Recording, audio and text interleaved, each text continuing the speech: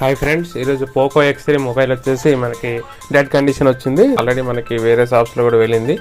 But amperes తీసుకోవట్లేదు. మనం open చేసేసరికి దీనిలో ర్యామ్ అండ్ CPU రీబాల్ చేద్దాం, చూద్దాం అవుట్పుట్ ఎలా వస్తుందో. ఓకే ఫ్రెండ్స్, చూస్తున్నాడు వీడియో కంటిన్యూగా.